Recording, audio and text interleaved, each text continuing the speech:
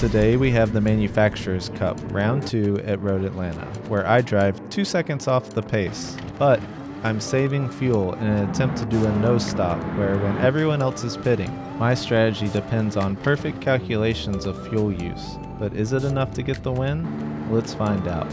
I'm starting P3, and you can see here I'm using my endurance dash with my fuel information on the left hand side. That allows us to keep track of exactly how much fuel we're using throughout the race. I also have these shift lights to let me know to shift early. They're set for the limit I need to be at to save fuel. And I'm already under threat because I'm immediately starting my fuel saving strategy and running slightly off pace from lap 1. And you can see the cars behind me get out of shape, and that gives me a little bit of breathing room. And then also the leaders are fighting. This is great for me because I'm off pace, but they're fighting so much that I'm staying with them. And the Mustang driver, naturally, he has to run into the cars around him. As he runs him off track, he wants everyone to know he is a Mustang driver. But that's okay with us. We don't want to challenge him for the lead. We want him to drive off in the distance at a faster pace. But as we speed up, you see I don't lose that much time in the turns. I'm really trying to optimize my drive as much as possible while saving fuel. Here on the straightaway is where I lose all the time. And this other Porsche driver, he's on the one-stop strategy, so he is easily going to overtake us and go off into the distance.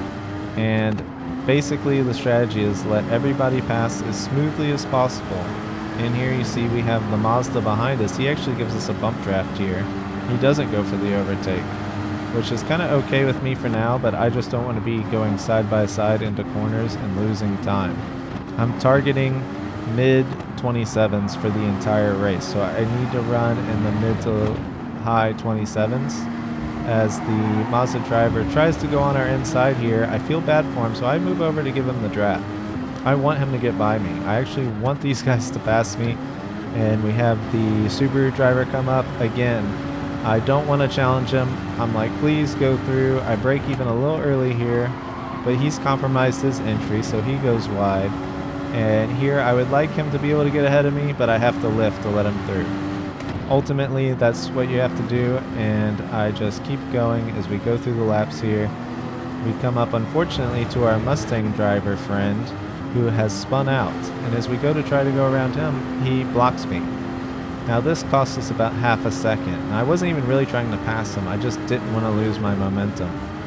And now we have the Corvette overtake us on the end of lap 8, and that puts us in 7th position. We're 10 seconds off the lead right now.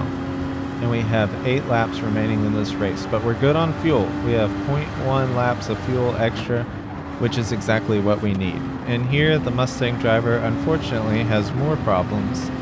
And is he going to let us overtake him cleanly? No, he actually runs into us here, tries to run us off track. Luckily, he caught a penalty at some point and falls back behind us and doesn't challenge us again. And now you can see at 6 laps remaining, we've got leaders starting to pit. And we won't really know how successful our strategy is until everyone is pitted and we can see the gap we have, because it's about 25-second pit stop. So now as we go ahead, we gain another position.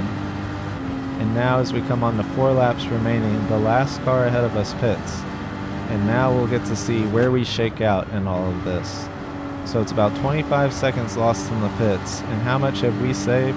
We're 8 seconds in the lead with only 4 laps left in this race. So now we'll fast forward. We have the gap there. We're 2 seconds off the pace. The math says we should be 2 seconds ahead by the end of the last lap.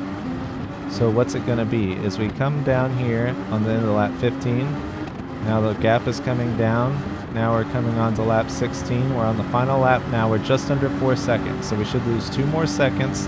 That's plenty. We have plenty of margin. We have plenty of fuel.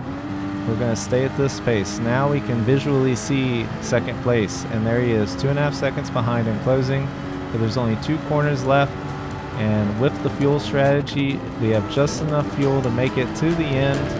0.2 laps of fuel to spare, a liter and a half left in the tank. The fuel strategy won. We got first place, P1 in the Manufacturers Cup. Very happy with this race, glad the strategy worked out. The Cayman wasn't the fastest car, but we still get the win. Thanks for watching, see you in the next one.